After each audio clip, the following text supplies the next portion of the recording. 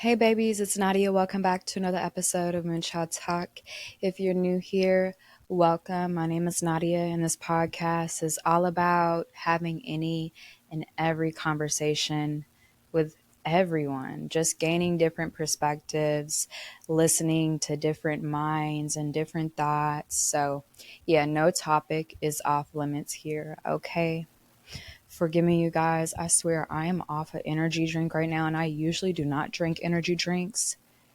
Bitch, the caffeine is doing what it's supposed to do. I literally just got off, and usually when I get off, like, I'll take a nap or whatever, but I really wanted to just like keep going on the consistency of me recording. And also, I was thinking about this earlier. We spend so much of our lives working, being on social media, sleeping, napping. That takes up a big chunk of our time. And at times, it can really just feel like we don't have time for ourselves and times to create hobbies or time to do our hobbies. So, being intentional about actually making time for yourself is so important, even if that means, bitch, you taking you an energy drink and you getting shit done. So that's what I'm doing right now. I feel like lately I've really just been on a journey of sovereignty and just getting to know me. At times, I feel like the same way we have to relearn our lovers, our friends, because people change, people evolve. We have to do the same thing for ourselves because we're constantly changing and we're constantly evolving. So we really have to get to know ourselves all the time, every single day. We're constantly changing. And so I'm just in a space of getting to know me again, what I like to do, what uplifts me, especially what uplifts me, because I've said this in previous episodes before. We have to create our own joy. Joy is not a destination, it's not going to find us. We have to find it. And the only way we can find it is in ourselves. And finding it in ourselves looks like actually doing the work, actually trying new things, taking on new hobbies. How will we know we like something or we don't like something if we haven't tried it before? So that's what the journey of sovereignty for me has been looking like lately. And we are most definitely made for connection. I mean, we're humans, we're made for connection. It feels great to feel loved. It feels great to love and be loved. It feels amazing. But it also feels amazing to love yourself, because once you really start loving yourself, everybody else sees it. Everybody else sees it. Everybody else senses it when you love yourself. It's like an internal glow. And when you start truly, truly loving yourself, everything in your life turns around. And I think a lot of people don't know how to be alone, because in that they feel alone. But feeling alone and being alone are two different things.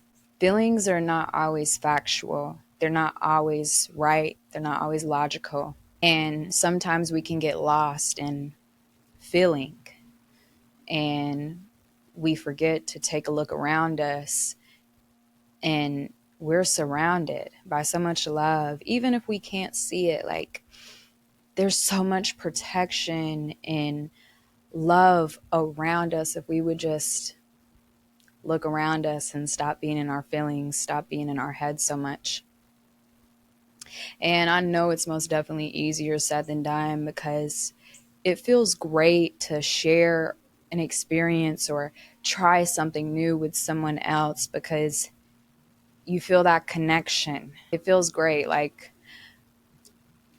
I think that's why a lot of people don't travel on their own, because they're like, well, I don't have anyone to go with me. But you have yourself, and you just never know who you'll meet or what you'll find out about yourself if you just don't try it. I haven't personally traveled solo by myself yet, but I would love to.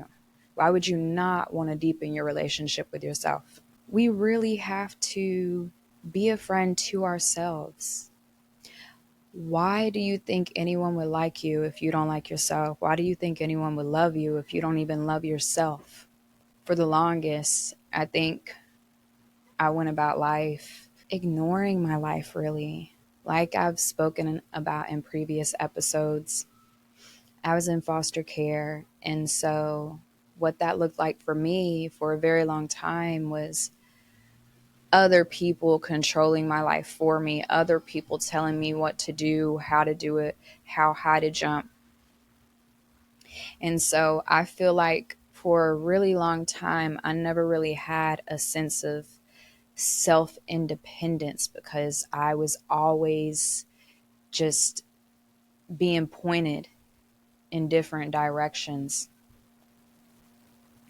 And so as an adult, I think in a sense, it kind of turned into codependency for me because I would use other people's lives as a security blanket. Like I would put other people before me and I wouldn't even know how to live my life.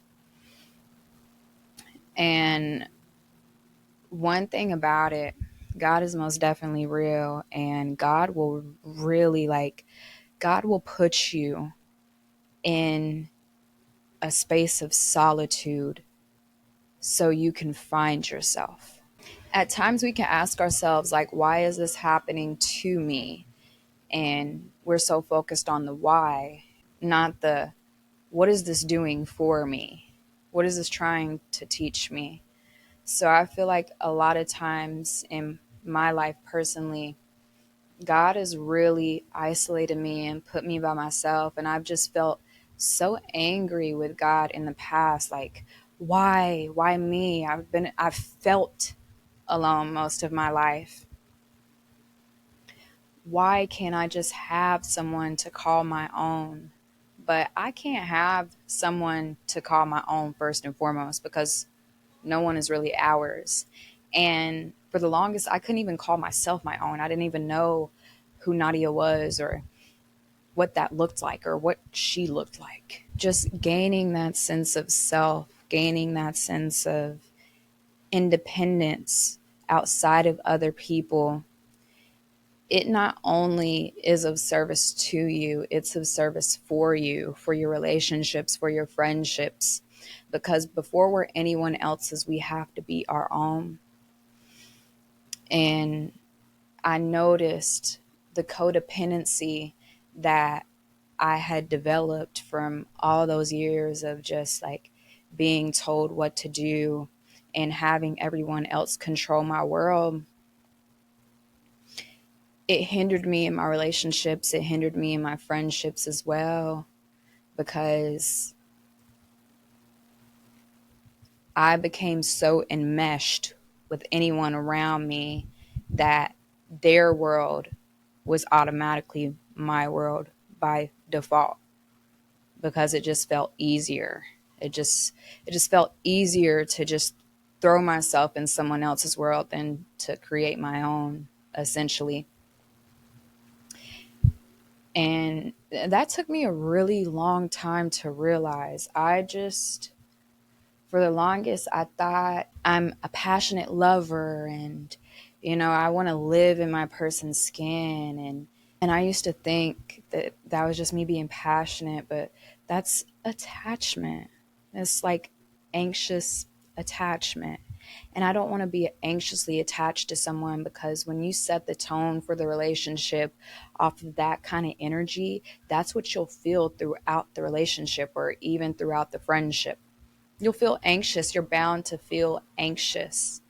Whatever tone you set for anything in your life, it's going to manifest in that. And so when these things would end, when these friendships, when these relationships would end, I literally felt like that person was like essentially taking my world with them because I had made my world them. My world developed around them.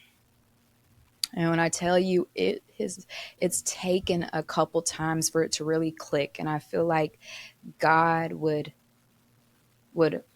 reopen the wound every single time for me, and it would hurt more and more every single time until I finally like got it.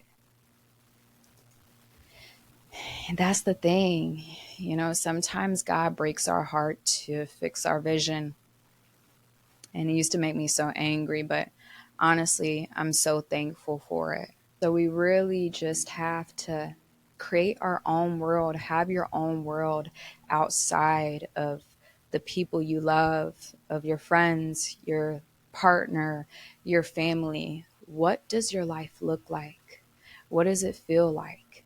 What do you want your life to feel like? I think for the longest too, I'd care more about how my life looks like than how it feels. And it just kind of felt like I was just in performance mode all the time. But baby, the only person I have to perform for is for me. And it directly affects me, nobody else. I'm really just trying to practice feeling comfortable in my own solitude. And that's so important. I feel like it's so important to have that time to ourselves. And I've talked to like different people from different walks of life. I've talked to people that are single and that have no partner and no family, no kids, and they yearn so much for that family dynamic. And then I'll talk to people with families that are married and that have kids, and it's like they yearn so much for that single, not even like that single dynamic, but their own solitude. And it just made me think like, wow, like everybody is yearning for something. Everybody is desiring something. And I'm sure at one point in time, what they were living in right now was a prayer of theirs, and they're living in an answered prayer. And desire can be the thief of joy sometimes. So that's why you really gotta be where your feet are. We can only worry about today because we only have today. Tomorrow will come when it comes. Be where your feet are. And I think it's in our innate nature to constantly desire, unfortunately. And desire can be a good thing because who doesn't want more for themselves? But we really have to practice grace every single day and find a balance of that. It doesn't have to be big things that you have to, it doesn't have to be big things that now I could feel grateful for. It could just simply be waking up. It could simply be having water in your fridge.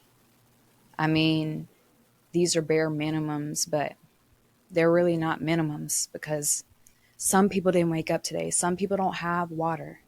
So we really just have to be thankful for where we're at, be where our feet are. Know also that you're never alone. I hope that resonated for whoever needed it. If you haven't already, go ahead and subscribe to our YouTube channel. We post every single Wednesday. Go ahead and turn on our post notifications so you never miss when we upload. If you're listening on a regular podcast platform like Apple Podcasts, Spotify, go ahead, follow our show, give us a 5-star rating, okay? And I will see you guys in the next episode.